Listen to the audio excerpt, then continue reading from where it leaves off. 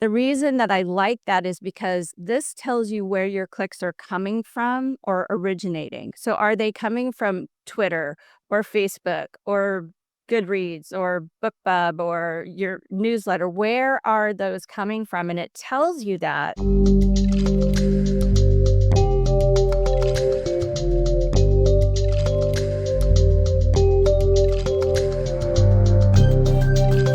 Have you been promoting your book into a vacuum? Do you not know where to start in book promotion? Do you not know when to start promoting your book? And that's a question that a lot of people surprisingly have. Our guest today can help with that. And that's why we asked Rachel to be a part of the special edition Cozy Book Nook.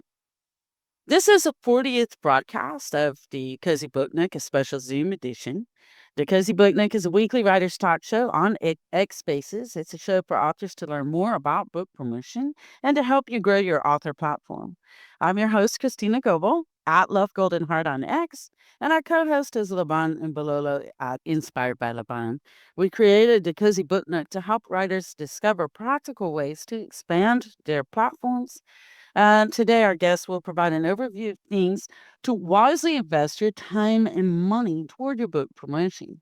Let's commit to promoting our books and growing as writers every week. I would like to welcome the people who are here with us, and that is, of course, Rachel Thompson, Joanne Paulson. We have Cherub Nation, Christine, Kathy Mulling, at Irish Girl, Dr. Alexandria. Now we have Osiris joining us. Osiris, of course, he has his own podcast. Okay, so the bottom line, take over with a little bit of the housekeeping. Before we move to our main part now, please mute your mic while we are on the Cozy Book Nook and even if guests speak.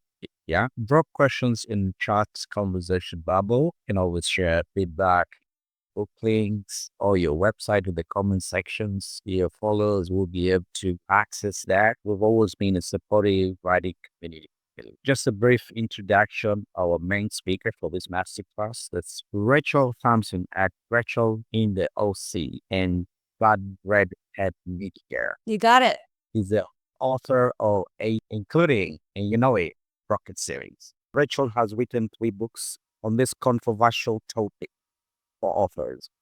This is something that gives authors a nightmare, and she seeking to resolve this, including this excellent book, 30-Day Book Marketing Challenge. Which one of the reviewers had this to say, that it's the single best tool every writer needs now to build boosts and grow their author platform. This is very, very powerful.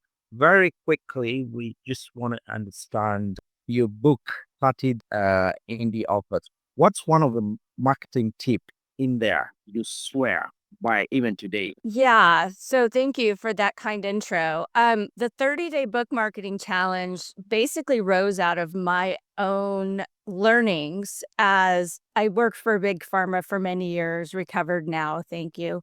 But I learned what I liked about marketing and training and sales, and I also learned what I didn't like. So that's how I ended up starting my company. And I realized that a lot of people couldn't, are very limited budgets, couldn't pay me to do it all for them. Some people do that.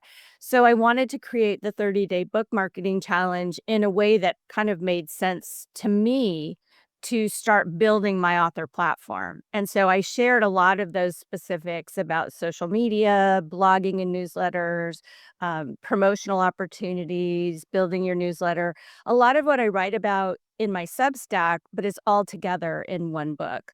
Now, I do have a caveat. That book was written prior to when it was still Twitter. So a lot of that has clearly changed. So I'm working on an update now. But I think the biggest learning that I have as an author is that we tend to get on social media and follow other authors because we want to learn from them. We want to learn what worked, what didn't, what is this person doing that maybe I'm not doing, etc. But they don't tend to connect with readers. And so that's why I feel like we need to not just focus on our own little, internal club of writers. We need to find out, where are our readers of our genre, where they hang out, where can I connect with them? And when I say connect, I don't mean, hey, hi, Christina, buy my book, right? You need to develop those relationships. And that's really, I feel, what social media is all about is relationship marketing. You connect with people on a personal level and share value added information or your expertise or whatever. And then you connect with people who uh, we bond over these universal truths, right? Difficulties, like I write about being a trauma survivor in my broken books, as you mentioned, Laban. So I connect with people so differently on my Rachel account than I do on Bad Redhead because the branding is very different. So that's one of the things I want to talk about today as well that really trips authors up. What is my branding? I don't want to be a brand. I don't want to sound corporate speak, etc. So that might lead us into another. I wrote a book of 99 cents. I'm not getting rich here. I just want people to understand how to brand themselves as well as their book. Because it's not one or the other, it's really both.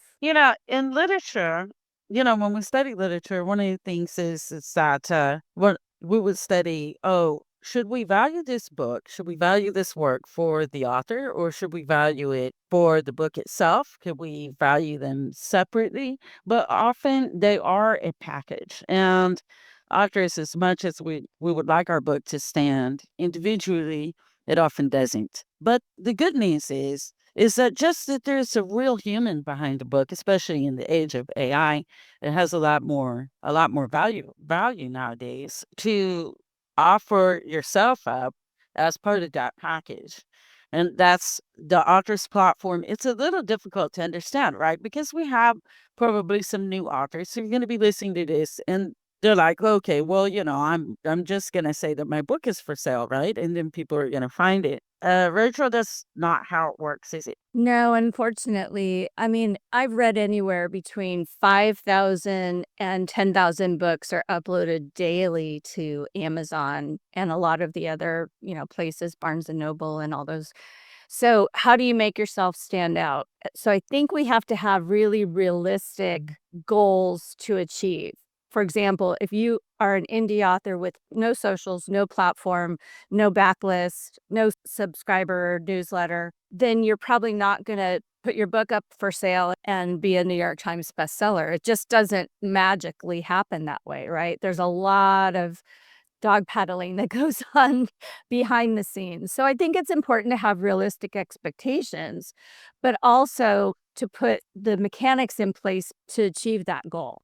And so, a lot of what we'll be talking about today are those mechanics, and it can get overwhelming. And so, what we're going to do is we're going to break it down, which is one of the reasons why Rachel is a guest. Is not just because she knows the mechanics of what needs to be done from years of experience of doing this herself and working with other authors and helping them achieve success, but also her ability to break it down and simplify it and make it not seem overwhelming because there are a lot of things that you can do. This is the type of video that you will save and revisit when you need to touch upon different aspects of your author's platform, because it's not the type of thing that you do any day, but it's okay to have an overview of everything I need to do, so I kind of have the big picture, and then I work on in my daily basis, I work on the smaller parts of my big picture.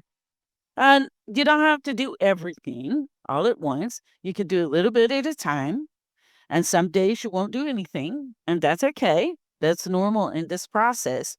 And I think if you can have more fun while you're doing it, you're going to find this a lot more charming and a lot more manageable in your life. So I want to reduce that affective filter. The emotions come up. Oh, how can I do all this? No, no, no. Just relax. It's part of a long term plan. And we're just getting to see the different pieces. And then we can learn more about it later and we can revisit this video later. So, Rachel, I just published a book. Actually, if I didn't do any marketing when I just published a book, I made a mistake, didn't I? I mean, yeah. See, there's things that happen, right? So let's say you upload your book to Amazon And I saw at one point you had a conversation about in a space about going free or not. But let's just say that you launch your book and you take it free. You can only do 5 days on Amazon anyway, unless it's perma free, but that's a whole other discussion. So let's say you take your book free, it shoots up in the Amazon rankings, and then you take it off free and you go back to whatever your regular price is. I should clarify, when you take a book free, it's only the digital version, only the ebook version, not print. That's not available as an option to take free unless you do stuff on the background. But anyway, not to get too in the weeds, your book will start to show up in Amazon under those categories. When you put your book in on the back end, I don't know if people are familiar with the KDP dashboard, you can pick up to, some people say up to 30 categories. They give you 7 options. So basically at this point they're forcing you to brand yourself based on the way they categorize, and not just Amazon, they all do it. So they have genres. So you want to make sure that your book is listed in the genre that it's a part of. So for example, I write how-to books on branding, SEO, 30-day marketing. So I would want to be in self-guided or guides or how to. If I start showing up in romantasy, then clearly I have branded that incorrectly. So I want people to realize that you're probably know what your branding is without realizing what your branding is, because we're kind of forced into these compartments of genre. What is your book about? If it's memoir, if it's a business book, then you're going to be under nonfiction. But that's too broad. So you want to be more specific. Memoir, what kind of memoir? Is it a mother-daughter memoir? Is it a memoir about grief? So know those categories. And the best way to learn that if you're brand new is just go into Amazon or Barnes and Noble online and you scroll down to the bottom and you see how those books are ranked. So typically you're given an overall rank of all the books on Amazon, and then you're given a specific rank on the different genre lists. So that, I think, is something that's super important to know what your branding is, to know what your topics of interest are, because that's going to carry into your author platform. What you do on social, what you write about in your blogs and newsletters, podcasts, Zooms, etc. All of that goes back to that very foundational stage of setting up your branding. So the way I like to think about it is think of your entire platform, okay, as a deck. And each activity is a plank in the deck. So, for example, getting reviews would be one plank. Being on social media would be another plank. So the more planks you have, the more sturdy your foundation is. Otherwise, you're going to have gaps and holes. Then you can't stand on it because you haven't done all the planks. No, like you were saying, Christina, you don't have to do all the planks at once. You can work on 1 or 2. You can hire an assistant to help out with some of the things that maybe you're not good at. I hate designing graphics. I'm terrible at it. Writer here, not graphic artist. So I hire people to do that for me because I know that I'm not good at that. But there are opportunities. Let's say you have no budget and you want to make some great social media, templates for yourself, use Canva. Even the free version is very, very helpful. But if it's something, I just don't enjoy doing that, so I farm it out. But that's something I've learned about myself. So through these processes, you learn what you are good at and what you're not so great at, and what you might need to either learn more about, do some tutorials, take a class, or if you're in the position of hiring somebody. I do a lot of consulting and coaching as well, because people need to only spend a little bit amount so they can put the rest towards what they're doing for marketing. So if you don't know how to do things, then find resources. Substack is wonderful for writers. But again, keep in mind that most of your audience are going to be other writers. So you want to still connect with readers. And that's such an important point that I think I see a lot of people thinking, oh, I'm on this space and there's 3,000 people in here and they're all writers. I don't know how many book sales you're going to get, but I'm not saying it's not worth spending your time there, because again, I feel like we learn from each other. So it's just don't be on social media 24/7 hawking your book because you're not going to get a lot of book sales that way. It's like, how could we gauge? So you have to reimagine yourself as a reader, which strangely, right? A lot of authors, once we become authors, we spend a lot of time marketing our books, a lot of time writing new works, and we end up being less readers than we were before. And now we have to reconnect to what it was to be a reader so that we could do it again. So it's a little bit of a challenge. I part of the challenge for myself, to say, okay, what was it like? So in my case, Rachel, this might be happening, I think, with a lot of people. I was a multi-genre author because I didn't like being put into the little roles that we have to be in, the specific categories. And I wrote in science fiction fantasy, for example, because I couldn't find a science fiction fantasy book that didn't bore the heck out of me. And I was like, this is really hard. And I hate to say it, but for some reason, I couldn't hang with other science fiction fantasy books. And I'm like, I don't know why. And I love it. Conceptually, Star Wars, Star Trek, Lord of the Rings, all this stuff, I love it. But when it comes to the book, it was hard for me to trudge through that world. And I thought, I want to break that down. So, how do we go back to figuring out who we are? How do I figure out who I am if I'm multi-genre? It's a really good question, and which is why I say we brand the author as well as the book. So, what I mean by that is, let's say you hired me, Christina, for your new book on, I'm just using this as an example, on sci fi fantasy. So, I would ask you questions such as, and you can ask yourselves these questions: what are you most interested in? Not only in the sci fi fantasy world, but specifically with regard to that genre, writing, learning, reading, watching shows, watching movies. And so then I would find out that you do have an interest in sci fi fantasy. Obviously, you've written a book about it, but what are the things that inspired you? So I would ask you, what books have you read that inspired you to write sci fi and fantasy? What shows have you watched? I'm a huge sci fi geek. The other day somebody said, "What are the top 10 shows that you go back to again and again?" And 8 out of 10 were sci-fi movies and shows. Definitely. But, I don't write sci-fi fantasy. I mean, I could, I just haven't, right? I've mostly been in the nonfiction world. So, I would ask yourself those questions such as, what am I most interested in? If you could stand on the top of the mountain and scream to everybody in the world, what is the one or two things that you wish everybody knew?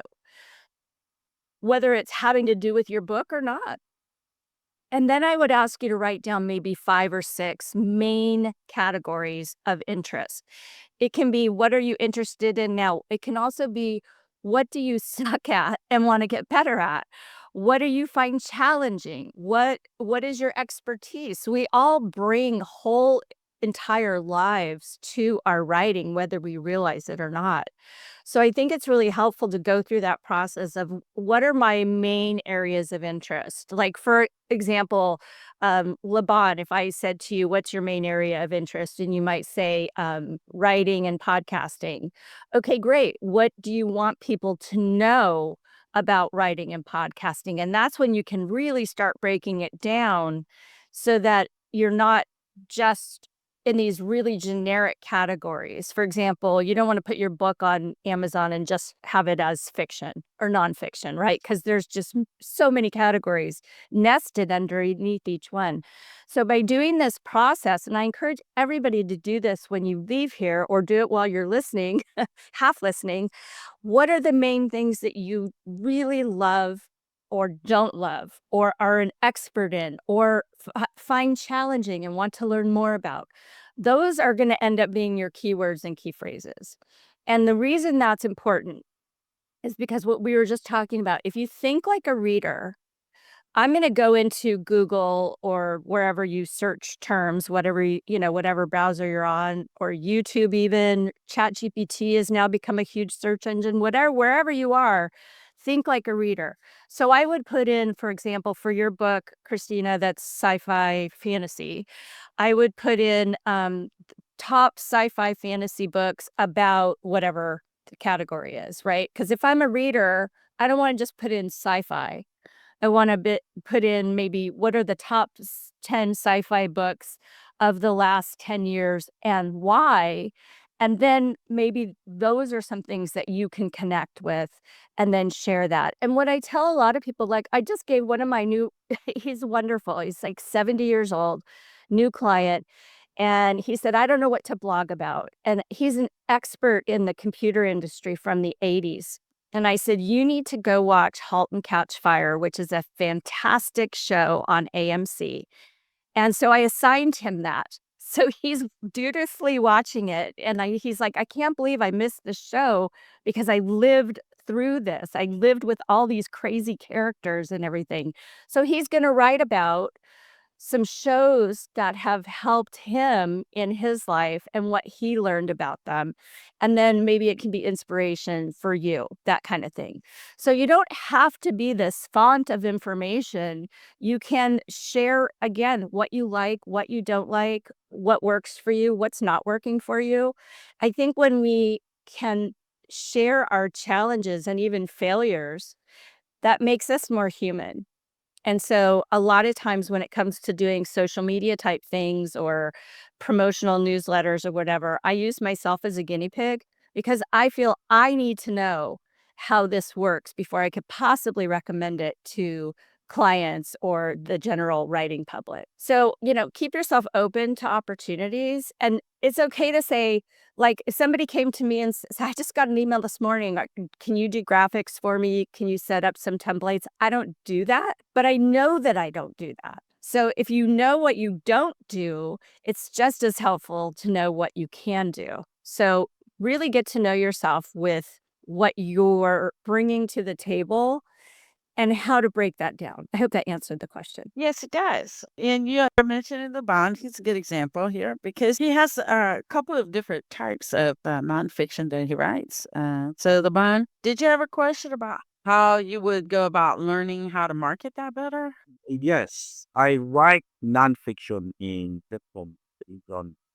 Well, it's the same genre, which is self-help. In there, I have a Christian book, I have financial books, I have entrepreneurship books, and I have sales and marketing. It all fits under nonfiction, right? But it's those specific genres that you are writing about. Yeah. Yes, so like your 30-day book marketing challenge is often called the single best tool for authors. Yeah, what one unconventional tip that I can pick in this book that surprises people the most, and I can apply them to all these 5 books that I put out there. The best thing I think I can tell you to do is to use a universal tracking link. So I do work for a company. Well, actually, they're my advertising sponsor on my Substack. I give them a shout out. It's BookLinker. It's completely free. It's a way for you to give out one link to all the places that your book is available, and it automatically then converts to that person's country. So if I put out,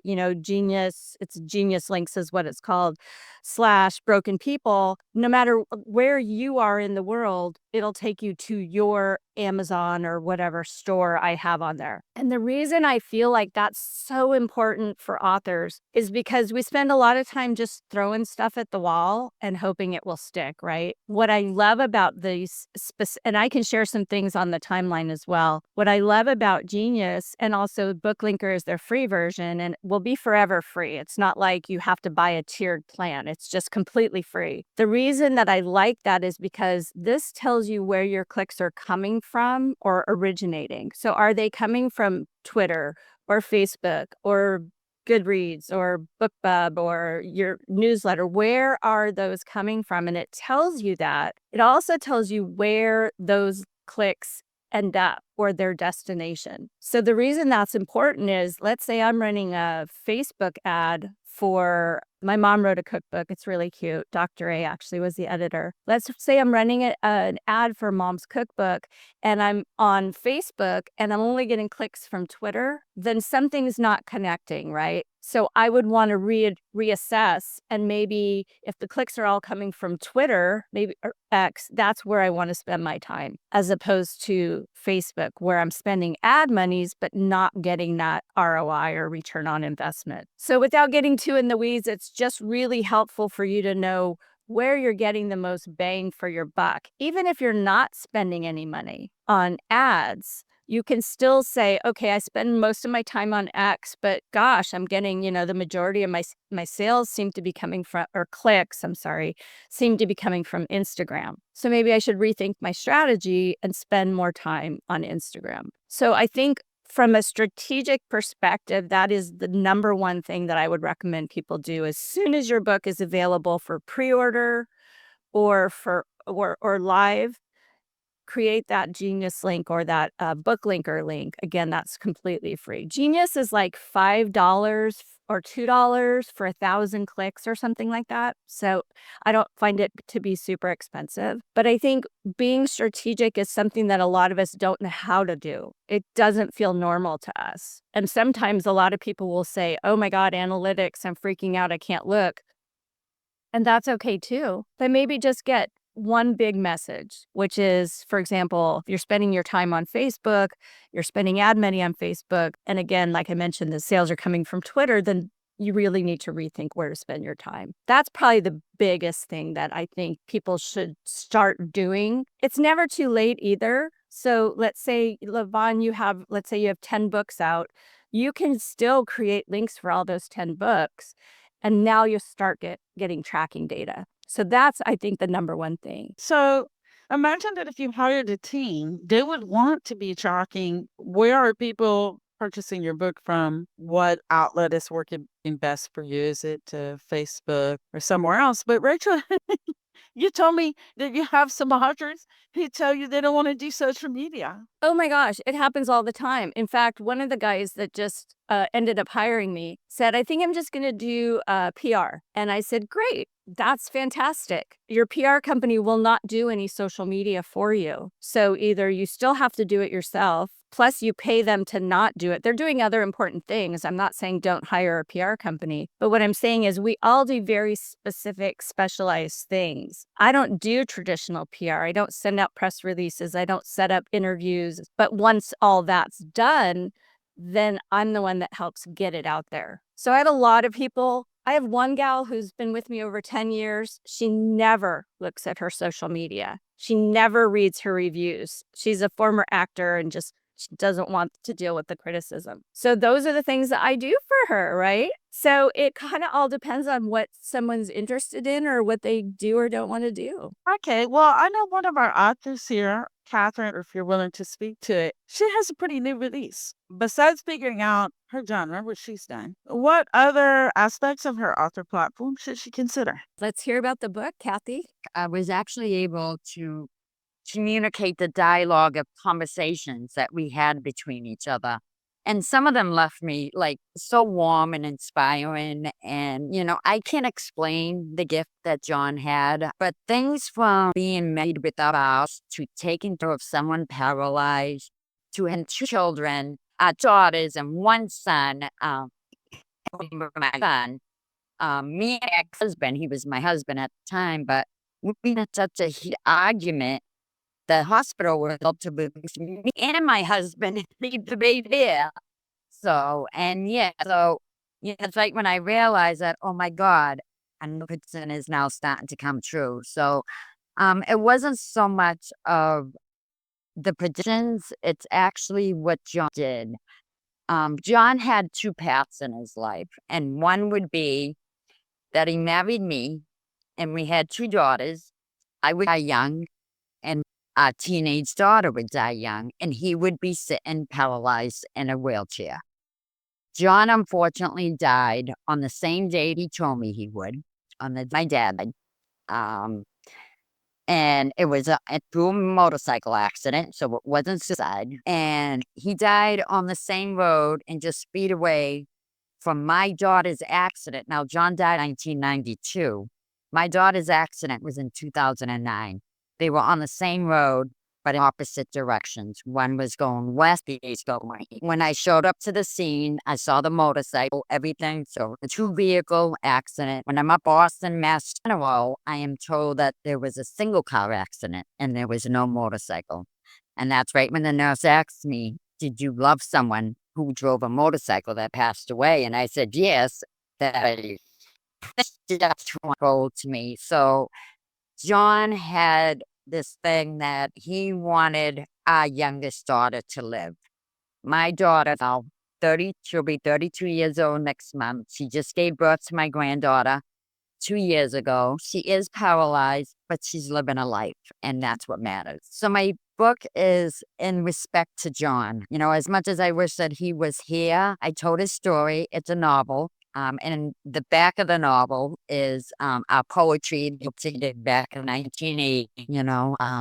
I couldn't hear all of it, Kathy, but I got the majority about John and your daughter and him dying, and that is your book. So you fictionalized the story, is that right? Okay. Okay. Christina, what would you like me to address? Okay, so she's just released the book, and she knows the genre. And so, what are some other considerations that she should have to boost visibility for her work? Well, a couple things I like to do, and it depends, of course, on you and your budget and all that. But you can, if you decide to take your book exclusive to Amazon, just the Kindle version, they have a program called KDP Select, which is where you can take your book free for up to 5 days. You don't have to, but you can. And the reason people do that is because it immediately puts you into a different ranking category. So it's just you and those books that are free. So a lot of times people can end up number one on a free list.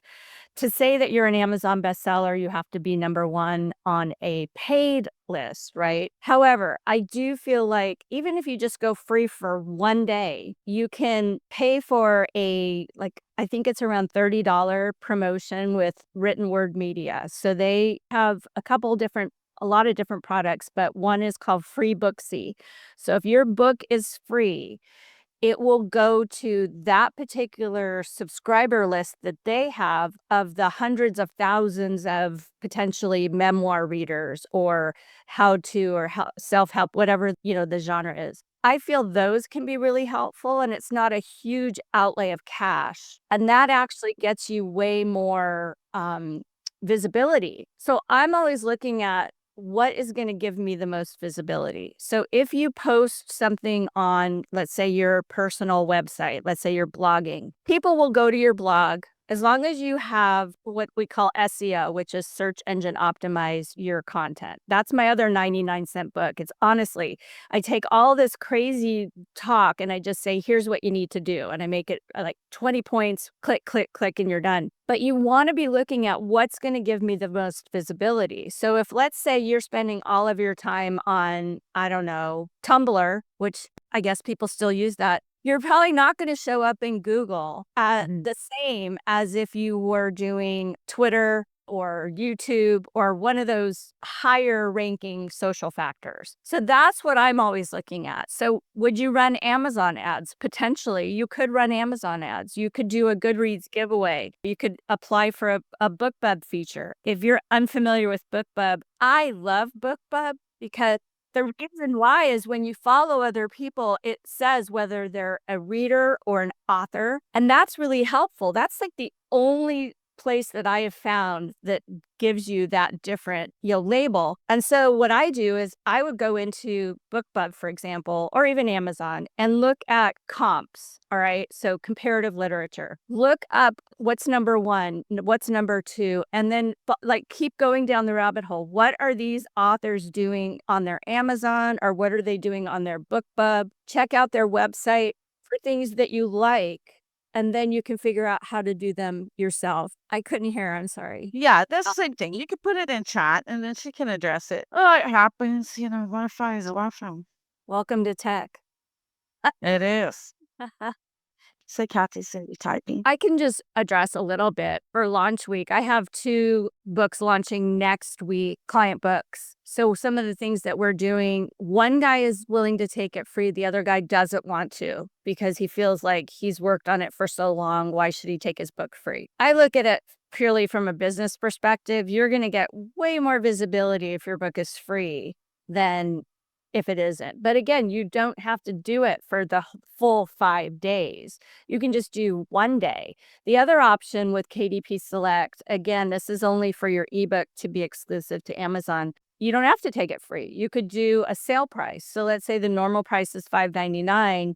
Take it down to 99 cents for 2 days, then $2.99, then $4.99, and you're still paid your normal royalty. So I like that option for people who are just like, absolutely not, I can't take my book free. Are you able to do the free books on Amazon, or does your publisher have to be the one to do it? If you are published through a traditional publisher or small publisher and you don't have access to your back end of the KDP, then they would have to be the one that would sign you up for it. And most publishers want you to go wide, which means you're not exclusive to Amazon, because they don't want to upset bookstores and small mom and pops and other places that they work with. So again, it's a personal choice. A lot of self-published authors will do free or discounts. It's called a Kindle countdown. It might be worth just asking if they're willing to do a sale for a week or 2, and then you can go in to Bargain Booksy is the other option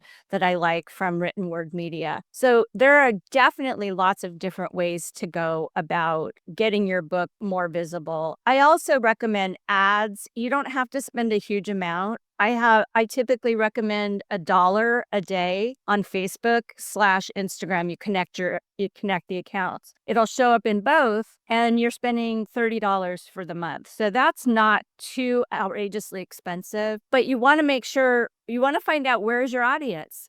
If you're spending money on Facebook and Instagram ads, but you're not getting any clicks from Facebook and Instagram, then you're really not spending your money wisely for your audience, where your demographic hangs out. So I think a lot of it's just test a little bit. And you can also try an ad on Facebook, Instagram, try an ad on X. You can run ads even on Pinterest or YouTube if you're active on those, and see where you're getting those clicks from. And then if you're not getting clicks, let's say you run a Pinterest ad, you get no clicks, then clearly that's not where your demographic hangs out. In my book, a lot of what I do is not literal book. The way I do things is I like to see, where does the audience hang out? We kind of know already, right? Facebook is going to be generally an older audience. X is going to be younger and primarily men. That doesn't mean there aren't women. And you can actually, if you decide, let's say I'm a woman I've written books about being a childhood sexual abuse survivor. So if I advertise on X, knowing that young men are going to be my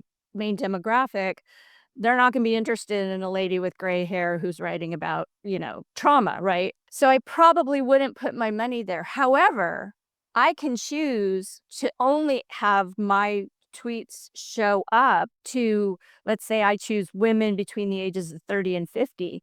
Those people are going to see it. So it's worth it to me to really break down your demographic and also reader behaviors. So a lot of people will go to one place and they don't want to go anywhere else. And I find that a lot with Facebook because it's comfortable and it's easy. And so if that's where your majority, it's the majority over the entire world. Facebook is the biggest social media, right? But YouTube and TikTok are getting up there. So again, if your demographic is going to be young people, especially women, then I would suggest that you be on TikTok and Instagram, because I have a 25-year-old and a 19-year-old. That's where they hang out, right? So you really have to kind of do that research into not only who your demographic is, and looking at comps is very helpful, but also where they hang out. So doing that. I even put in my book that you can start with, there's a think tank called Pew Research, PEW. You go to pewresearch.org and you say,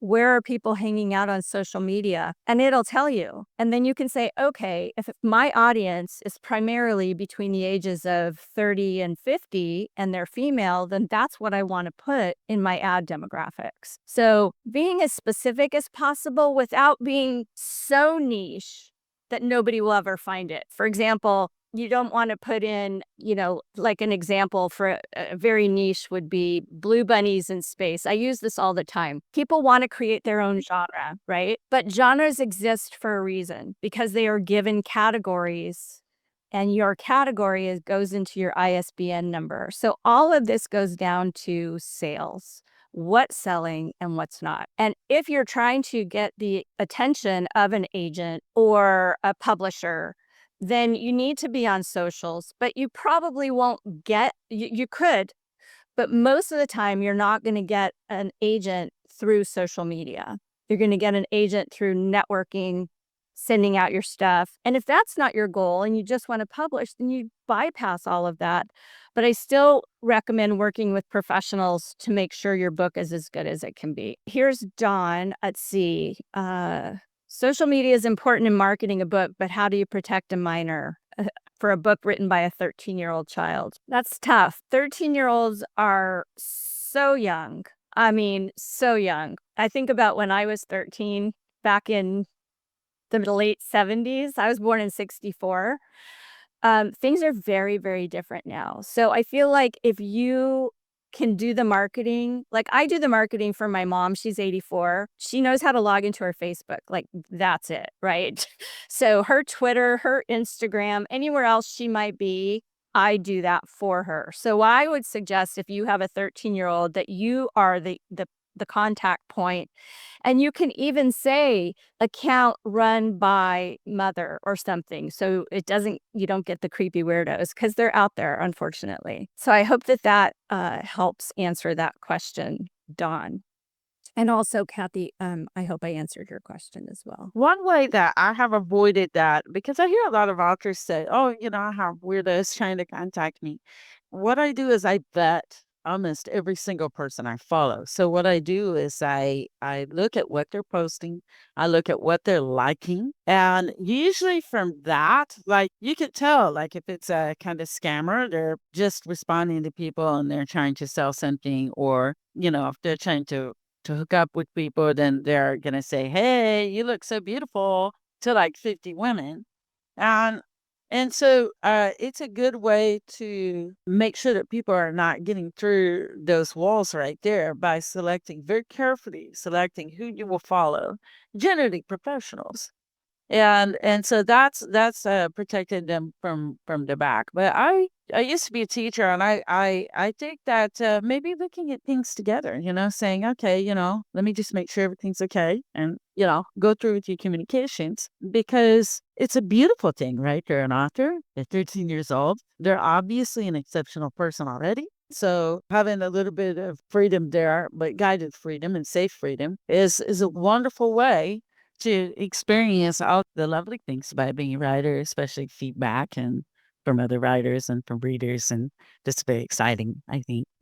She's saying right here that Willa gets 30 daily messages from people wanting to market the book, and many are scammer. So remember that they can't message in a direct message, can they? Rachel, can they message a direct message if you're not following them? There's been some changes to that. So you have a couple options. Do you mean on X specifically or any social media? It looks like X on this case. Okay. I would turn off DMs to anybody that you are not following or who is not following you. You also have the option. I used to keep my DMs open. So even if somebody didn't follow me or I didn't follow them, they could DM me. But I got too many weirdos, so I just turned all that off. I would definitely limit access. I wouldn't make the account private because then it won't get scraped and shown on a search engine like Google, right? So I wouldn't take the account private, but I would definitely not click on anything, especially in DMs.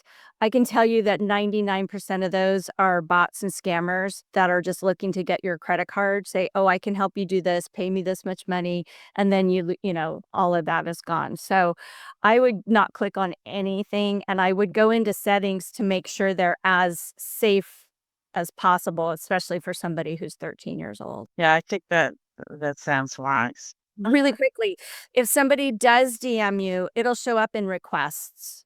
It'll be in like a separate category, kind of like what Facebook or Instagram does. It's like, well, here's the messages from the weirdos. If you want to check them, go ahead. Otherwise, just delete. I just wanted to make sure I covered that. So she had asked if we thought that they were targeting her because of her age. I don't think so. I mean, I think that authors who, especially if you haven't selected for your DM that, only people who you follow can DM you, then you might get some people that are just trying to make a buck or potentially scammers. I'm not saying that all of them are bad people, but they may not be professionals. I would think that's the majority, right? That they're not professionals. And so they're going to take your money, but they're not going to do anything for you. Because you could see if they say I'm a marketer and I've only got 150 followers, how can you justify that? Yeah, Oh, I don't think they can. yeah, they wouldn't be legit anyway. Fake followers don't buy real books, so I don't recommend doing that. But to some people, it's all like a numbers game. So, one of my clients said, "I want to grow as quickly as possible. I want to get to 100,000 followers in 3 months." And I was like, "Good luck," because nobody has heard of you. This is your first book. No offense to anybody, but he's an older white man. And so he has that, and he recognizes his inherent privilege. And so he wants to be behind the scenes of all that. So it kind of depends on what you want to be front facing. Um, I don't know that they're targeting. If the question is, do you think they're targeting her because of her age? I don't know. It's hard to say. Could potentially, you've got predators out there as somebody who has survived that. I don't know that you have to put the age of the person, unless you're very clear this is managed by, an adult, so that they know that the person that's gonna be reading those DMs is an adult. But again, most of them, I get things all the time. "Would you like us to help you market your book?" Well, I've been in marketing since 1990, so I think I'm good. But they don't even read the bios. They just are looking for potential ways to make money. And if they can send out 100,000 DMs in a day, and there's programs that do that, and maybe they get 2 hits, it makes it worth it for them. So I say don't click on anything unless you know the person and you can say, "Hey, did you send me this? Because I'm afraid to click on it." And they can go, "Yeah." Or I'll say, "Here's my email, just send it to my email," because I just don't want to risk that. So, not that you need to extra worry about that, but I would make it as difficult as possible for anybody to get behind the velvet rope, especially when it comes to somebody young like that. Okay, so you had mentioned press releases. Do you focus more on social? How does press releases work for you? Actually, I don't do press releases. I work with PR companies that do it. Typically, is only about $50 to do a press release. If you want it to go somewhere specific beyond, like, a PR web is where most of them will put out press releases. So if you want to do more than that, then either you want to hire somebody who specifically does PR, or you want to do one of those promotional opportunities. Like I mentioned, written word media is great. Readsy is another one that's very good. They just have a lot of different options. I use book sweeps to grow my Substack. When I started, I had a few hundred followers, and now a year and a half later, I guess, about 18 months, I have over 5,000. And each book sweeps is $50, and you can only do one a month. So you can't do these like 24/7 all the time, but I think it's worth it. And each time I get the completed list, they're all vetted and everything, and it's can be thousands of new subscribers. So that's one thing I think a lot of authors don't focus on is building up their newsletter. And I think Substack has made it so easy for people to create newsletters, number one, but number two, they're indexed by Google. So that's going to help your visibility as well. Okay, so Substack is something I'd like to see us break down a little bit more. Okay, so imagine nobody's ever heard of Substack. So what is it? How do you get on it? I know that there are ways to monetize it. If I do Substack, do I need to have a website? I mean, and how does the newsletter work with it? Because some of us would have Wix and other websites, but they might use a newsletter, so they're not particularly user friendly. Oh, like MailChimp or MailerLite. MailChimp and some of those. Yeah. And so is Substack a better solution for authors? It's interesting that you asked that because it became very popular during the pandemic, right? It kind of became a gig for a lot of people that the more subscribers they get, the more they ended up not having to actually work, right? My decision is to keep it free. And if people want to pay for my stuff, then great, but I don't expect it. For me, it's more about getting my expertise out there, sharing, and then if somebody wants to come to me and hire me or whatever, great, that's fine. But it's completely free. Just go to substack.com, create your account. You can import subscribers. Like I said, I had a few hundred. I was using MailerLite.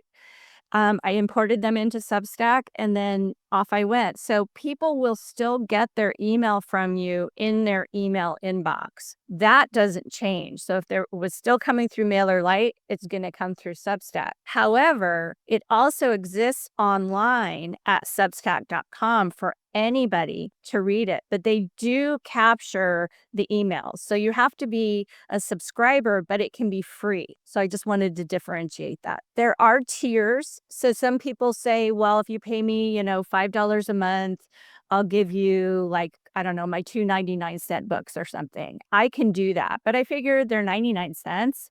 So if somebody really wants to pay me $5 a month, I'd rather that they go buy the books to get the answers that they might need than to pay me for the Substack. That's just my personal decision. But a lot of people do have tiers or have it completely paywalled. You can't read anything except for maybe one article. If you want access to the rest, you have to subscribe with a payment. So there's a lot of different ways that you can go. I do like Substack for two reasons. One is it doesn't change what the customer was or reader was getting before. So it's still coming to their inbox as always. It'll just look a little bit different. But it also is indexed by Google. And that's the important thing. Newsletters typically are not indexed because they're private, right? It goes from, you write it in the MailChimp or MailerLite, and it goes directly to somebody's inbox. Whereas with Substack, it not only goes to their inbox, but is also available online to be scraped by Google or indexed. The other thing I like is they have Substack notes. And for those of us who kind of grew up in the X era or Twitter era, it's very text-based. And so it's really comfortable for us. So you can share an article, attach it to a note. You can, it's the social media like compartment or vertical, is what we call them, on the Substack app itself. And so I really, really like that. There's just a lot of benefits. Now, to address whether you should still have a website, absolutely, because that is your home. And that will, again, based on the metadata on the back end and the SEO and all that stuff, it will start showing up in Google. So like the way I look at it is everything you do is like a deposit in the Google bank, if that makes sense. Some things will have a higher deposit value than others, but it all adds up. So this is what I tell people. Don't worry about if you're not getting a lot of comments on your post, on your blog post or your newsletter. Don't worry if 25 people aren't retweeting your tweet. The point is that you're basically feeding the machine. It's like you're starting the process of the machine picking up your information and categorizing it the way that we would hope it would show up. So for example, if somebody put in childhood sexual abuse memoirs written by women, I would hope that mine would show up because that's how I marketed myself. Okay. I like that you mentioned that we need to have that website, and our blog is something that shows up there, helps us get that SEO. And so then being on Substack as well, it's appearing like our newsletter is appearing like a blog as well. I remember when I first, published my book, I searched for my name and other people were coming up, right? And I was like, I got to do something about this because they'll never even be able to find me. Like the people who knew I read a book, they knew my name. They would be able to type it in, but they would never find me. Yeah. It took a lot of time. Social media definitely helps get that visibility. And like you're saying, just so many parts of the platform that you're getting. So, what are we missing the most, you think, as authors? Where are we missing opportunities to add value to our platform? I definitely would say that the one thing that most authors don't want to do is have a newsletter or grow their subscriber list. And the reason why is because we don't understand, we don't know the value of that. When you look at numbers, you may get, for example, if you put a tweet out about your book, which you should do because, again, you're feeding that machine. Just not constantly 24/7, right? Google recognizes spam, so does X. So if literally all you do is put a link to your book in every single tweet or links to other people's books in every single tweet, you're going to get downgraded for spam, unfortunately. So you have to be conscious of having a good mix of content so that you don't end up just spamming constantly. I'm sorry, I lost tracks. One of my clients is calling me, so I'm putting him over there. What was the question? I don't want to miss out. What are we not doing and what we're missing out on? Correct? Yeah. Yes, Uh, that's correct. yeah, I think you have to be not only where you have to find a really nice, comfortable zone, right? Where are you most comfortable and where are your readers hanging out? And that's like the Venn diagram of where you need to be. So some people will never be on YouTube or TikTok or do videos of themselves. That's very common with people that are like 50 and over because it's not native to us to sit there and film ourselves, right? Some people are much more comfortable on video, but hate anything text based. So it kind of depends on your preference and what you feel you're good at. But I would make sure that you're covering all the planks, right? Or at least working on the planks of the platform. And create a plan, even if it's just on a cocktail napkin. I want to have this many sales by the end of the month. And then figure out how am I going to get there and what's going to get me there. And that's how you want to spend your time and effort. I do see a lot of authors on X. I wrote about the writer's lift because I know that's really popular. But one thing that I suggested was it ends up being writers, following writers, sharing books, and you get this, huge, almost like overwhelm of people sharing their stuff. But who are they sharing it to? Other writers. That's what writers lifts do. So I would say just back up if you're very involved in those. What is that getting you and what are you giving as well? So if you're only giving buy my book, buy my book, buy my book, that's all you're going to get back, right? So I truly believe that X and all social media is much more about building relationships, getting to know readers, understanding where they hang out, and then tailoring your stuff towards that potential reader. And I think we forget that sometimes that social media is social. A lot of times I'm in a writer's lift and we keep talking about that. I guess I should explain it for people who don't know what it is. Oh, sorry. Yeah. Yeah, right. I mean, sometimes it happens. Um, it's like we hashtag writers lift and then we mention other writers in a post, and then those writers will respond to us usually with an advertisement for the book. But sometimes I have to remind myself, it's like, is it really that important this moment for me to promote my book? Or is it more important for me right now sometimes to pay attention to what they're saying, to what they're sharing? And so I'm actively, if I'm going to participate in Writers Live, some days I'm not promoting myself at all. Some days I'm just slowing down and paying attention to people because it is social media and we do need to pay attention. And if we keep just posting ourselves out there and we're not sharing with other people, I think we're doing a disservice even to ourselves to not connect with humanity. I agree. We have to connect. And that's the beauty of all of it. And so I do not generally follow people who only post and they don't follow other people, or they only post and they don't pay attention to other people, because that's not what I'm into. And I don't want to be involved in that kind of scenario. So it's difficult. I mean, we even have to determine how social media is going to work for us. I mean, maybe time wise, it's not practical.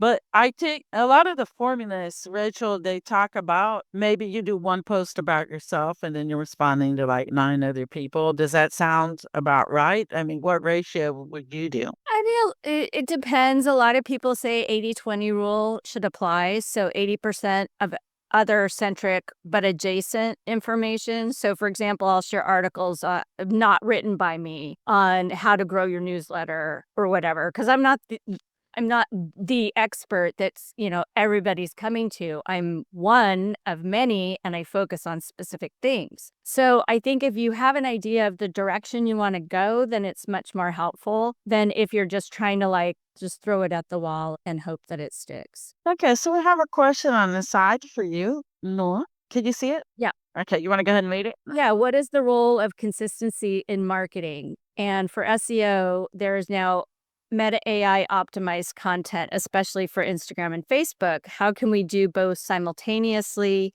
Let me answer those two. Okay, consistency is super important. If you can post at least once a day on the main social media platforms where you're choosing to spend your time, that is enough.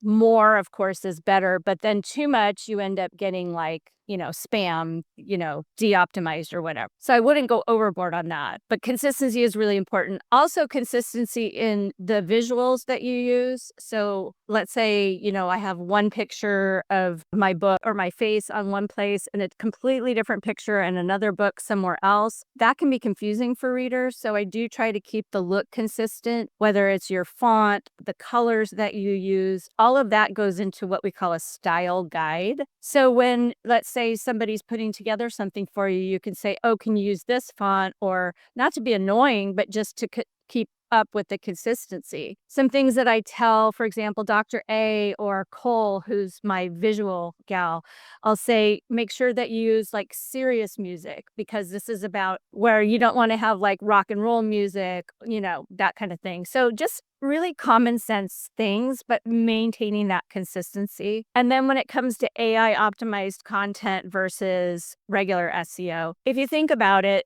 I don't know if you're keeping up on Google, there's a huge antitrust lawsuit happening right now and testifying and all that. And so Google, Amazon, Facebook, X, they've all been using AI. They just called it something different, right? It was the algorithm.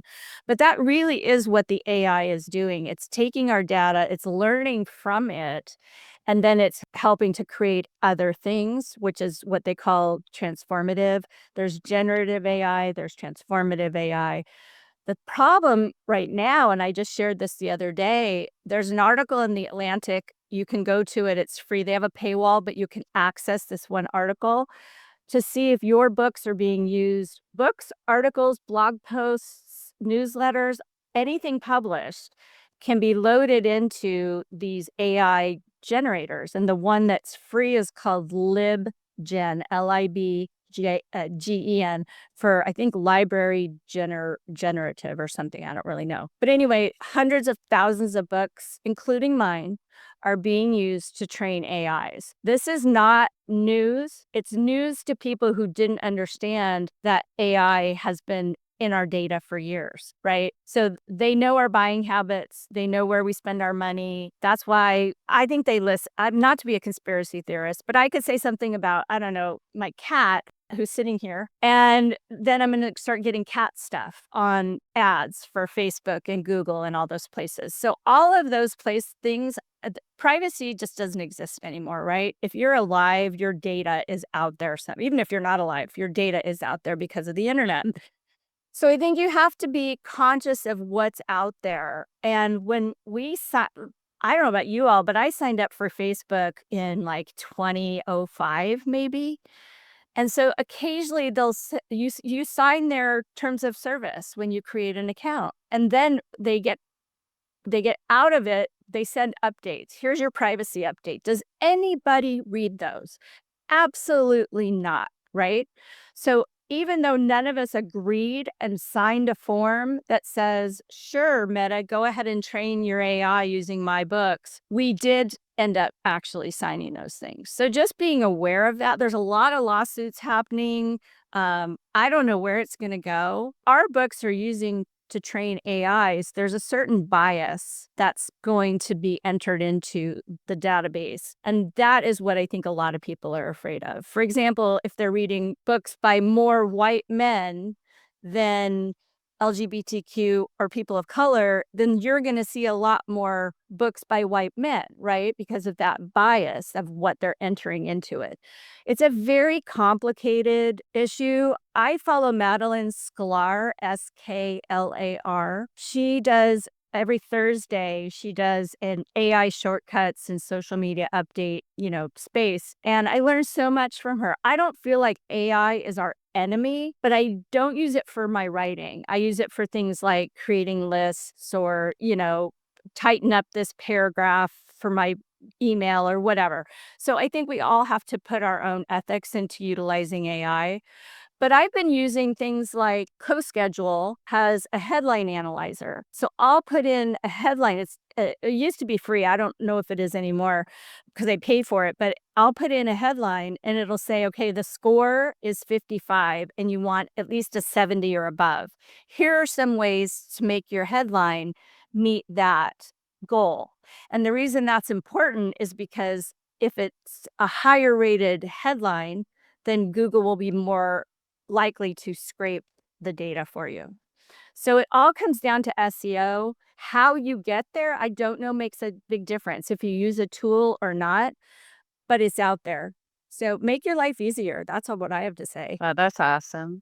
Okay, one thing that I'm taking away from today is Substack and continuing to. I think probably from what you've been saying, the most important thing that I need to do is to get out there and connect with other writers. One thing I need to do is connect with other readers. So that's a great thing. I should have been saying connect with readers.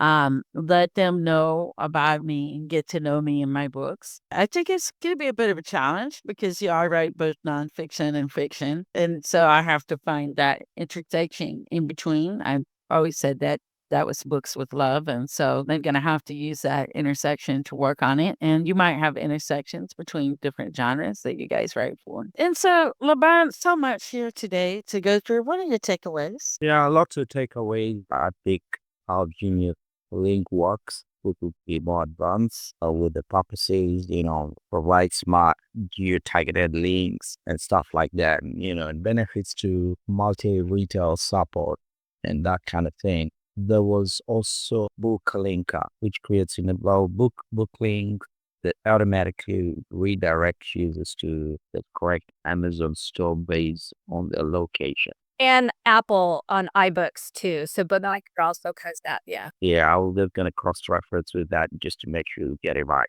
So plenty of takeaway there. And we're really Yes. So what would you suggest we do? Oh, me? Oh, it's Laban. Oh, well, Laban, both of you actually, you can answer that. this way, just gotta challenge yourself. Yeah, we gotta expand, our platform. Yeah, just like Rachel has been telling us. Another thing, she talked about the newsletters and all this. But we gotta subscribe to a channel as well. Yeah, we had Substack, a newsletter. We'll learn about that. I think Christina just shared that, and the one with Reddit. Yeah, and some of this link, I've actually sent it over there. And then again, very important link, which we will drop in the comment section, is the link to Rachel's Substack, which is https bad redhead media lsc.substack.com. Yep. For simplicity, just to make sure you get it right, we'll drop that in the comment box. Thank Over to you, Christina. And so what would you suggest that we do this week, Rachel? Well, if you don't have a newsletter, I suggest starting on that. And honestly, it's almost like it's two separate things, right? One is establish your newsletter so that people can sign up for it. But you also, if you don't have anything to say right now and you don't want to send out a newsletter, that's okay. You can start building your subscriber list. And also, somebody mentioned something about how great Substack is. You can subscribe to a bunch of Substacks. I would say 99% of them are free to read. And then if you choose to support the Substack author, then you can pay for their tiers. But you certainly don't have to do that. I would say just go to Substack today or wherever you tend to want to spend your time and take a look at what you like and what you don't like. And then you can determine how you want to move forward. One question I get a lot, and I'll be brief, is people ask, if I already have a newsletter going out to people, do I need to switch it to a Substack? You don't need to, but the advantage is better visibility. So just keep that in mind. So I would say start some kind of a newsletter, subscriber list at least. Make sure it's available on your site that people can sign up that way. If you go to badredheadmedia.com, you'll see I'm not really blogging like I used to. I should be. But I'm writing my Substack every week to 10 days, and that's keeping me busy. So I think as long as your information is getting out there and it is being indexed and you're looking at that from an overall SEO perspective, you're not going to go wrong. Where can you spend the most time that will hopefully result in the most sales? I think that's an excellent way to look at it. I've included the link for her website as well. Thank you, everyone, for tuning in to the Cozy Book Nook with me, Laban M'Mbololo, Rachel Thompson. That was an excellent masterclass. And if you follow her Substack, you won't believe what you're going to get out of it in just a simple post. Join us each Tuesday at noon Eastern Standard Time at the Cozy Book Nook. Space on X Spaces. So stay cozy, friends, and thank you everyone for being here and for sharing and being part of our writing community.